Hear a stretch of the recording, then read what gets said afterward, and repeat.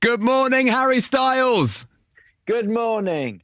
Good morning. You're here. You're real. It's I'm so here. nice to Thanks for see having you. me. It's nice to see you as well. Thank you. Are you? I guess you're out of practice with interviews, are you? I am, yeah, I'm gonna start like flubbing my vowels and stuff. Just speaking wrong. Okay. Look, no faffing around. Let's talk Yeah. about the song. Let's play the song. This is very, Okay. very, very exciting.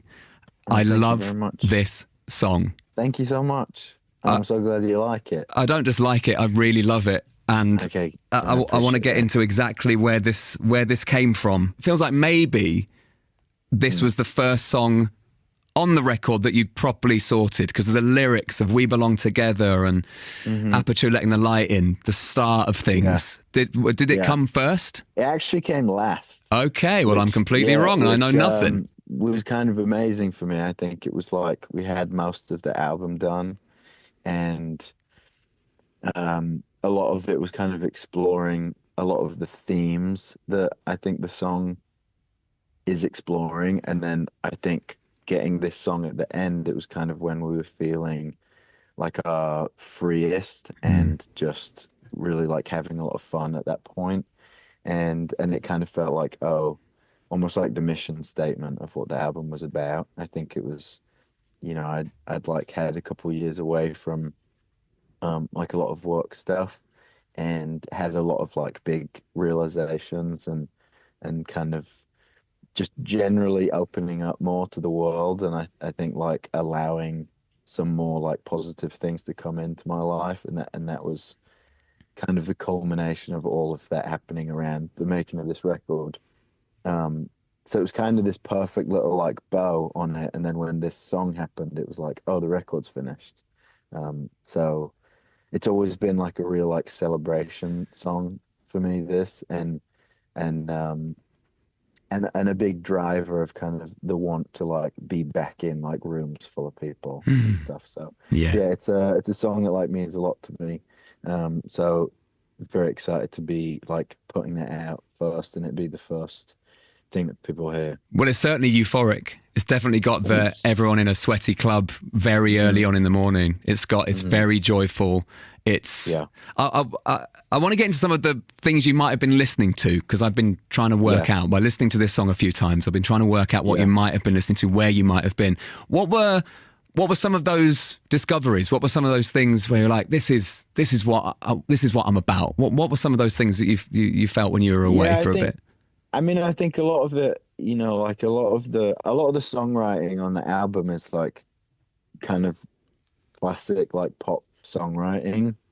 I think it just came at a time when I was starting to um like go out dancing a lot more. So I was just hearing a lot of different types of music and I was kind of feeling how like going to parties with friends and stuff, the music that I was hearing and the kind of like experiences with music that I was having was starting to like influence the music at the same time that Tom, my producer, was like working a lot with modular synth stuff. So then it was kind of this perfect timed up thing of us Mm. both like really diving into that. Um, and then with Aperture in particular, I think just wanting to like have a lot of fun when playing it was a big part uh of what I ended up making. I think I went to see um LCD Sound System a couple times Right, in my that's my first thing right. on the It's the sheet. first That one. was it. Look, And where is it? Hang on, where is it? There, LCD. yeah, There. That was yeah, I exactly it. mean, That euphoric, arms in the air, everyone yeah. together. That's it. Tell me about your experience seeing else. Was that at Glastonbury? No, No. I saw them at a festival in Madrid, Right. that was in like a car park, basically. And then I saw them again at Brixton. And it was just it's like so joyous and when you're kind of watching them be so like immersed in it. I think the inspiration from them came of like, oh, that's how I want to feel when I'm on stage. And then that kind of led to the kind of music I was making. And then some of the other stuff I was listening to was like I was listening to like Durruti Column and stuff like that. And then and just like being out and kind of in a bit of a shift of a world for me of just hearing like different things and kind of energetically more than necessarily like, oh, this particular sound or this Yeah. instrument. It was kind of like an energy of what I wanted to feel when I was playing. Yeah. When I first heard Aperture, I thought, and then I saw who's on your Together Together tour, which is incredibly exciting. Yeah. I immediately thought Robin. Jamie. I thought Robin and Jamie. God. I thought just sweaty arms in the air. This song in particular. Do you remember this one? Drinking is killing me. My drinking is killing me. My drinking is killing me. Like that very, like, really lovely sort of like thudding Robin kind of dance beat. I love. Okay. Yeah, I think it's just it's really fun, and I think for me the kind of most important thing that has happened to me the last like couple of years was, I think it was just about getting on the other side of the like audience experience. I think having so many years being on the stage, the last couple of years, like allowed me to be a real audience member and like be in the crowd and kind of have a reminder of like, oh, this is why this is special to people and this is why this feels so good to kind of come together and be with a group of strangers and dance to music. Like this is, really experienced that for myself in a way that I hadn't that much of previously. Can you be incognito? Yeah, when it's dark enough and the music's loud enough, it turns out it's pretty easy, actually. Good. I'm glad about that. I'm pleased you've had those experiences. So Together Together tour, Amsterdam, 6 shows in London with Shania Twain, ridiculous. Yeah. Sao Paulo, Mexico City, 30 nights at Madison Square Garden, Melbourne, Sydney with Robin and Shania Twain, FC UK is who we love, Georgia Smith, amazing, Jamie XX, Sky Newman. It's an unbelievable lineup, and we're yesing because we're very, very happy that you're back. It's been thanks. It's been a long time. I mean, but we've seen lots of stuff. We were talking about you being incognito. It's very difficult for you to go undetected, being so famous and being so Harry Styles. I've got a list of things that you did in your gap year. You watched the new Pope being announced at St. Peter's Basilica in Rome. Yeah. Nice experience, lovely time. Yeah, it happened. I was getting a haircut in Rome, and long way to go for it. And then I just heard all these people start shouting, "Habemus Papam, Habemus Papam," and people just running down the street. So the guy cutting my hair stopped cutting my hair, and he was like, "Hey, Habemus Papam, there's a new pope, there's a new pope." So then he finished up, and then I was like, "Oh, I'm like 5 minutes walk from nice hit from history."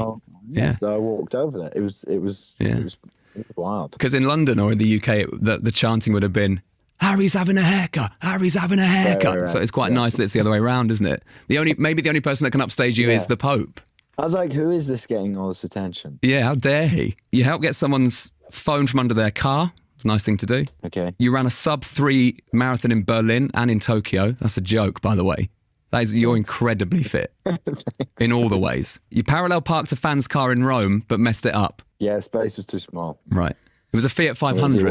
It wasn't going in there. It was a Fiat 500. It wasn't going in there. Okay. You line biked past all the Radio 1 production team while they were in the pub around the corner from Radio 1. Okay. That is a route that I take. That makes sense. Went to Glastonbury. Yeah. Watched some football. And really, what I saw you doing most was walking around Rome looking incredibly cool in Gucci loafers, just having the time of your life. Yeah. One more question before we'll let you go. Kiss all the time, disco occasionally. Yeah. Logistics-wise, with discoing and kissing, so it's always kissing. You're never breaking the kissing. I think it's like, I think you could say like, oh, drink water all the time, but you're gonna have to pee occasionally. You don't necessarily keep drinking. Right. You can have a break from kissing if you want, or you could also drink water while you're peeing. I think it's like kind of optional, but I think the idea is you take a break from kissing to disco. And was the drink water title one of the other options, but you went with? That was, yeah. Okay. It's because pee doesn't translate so well. Globally. You got to think globally. That's true. Yeah. Harry, I love you to death. I love you. Thank you so much for having me. And thanks for chatting. And Please, yeah. can we do some more? Can we be together soon? Let's do it. Yeah, I'd love to see you. We're very, very excited for the album. 6th of March. I was worried that you released it on a cold day in January, but it makes sense that it's a Harry Styles spring. That makes sense to me. Yeah, waiting to let it get a little bit warmer. Yeah. Harry, thank you so much for your time. Thank you so much. We're very excited that you're back, and we'll see you very soon. Thanks, mate. Thank you. Bye. Bye.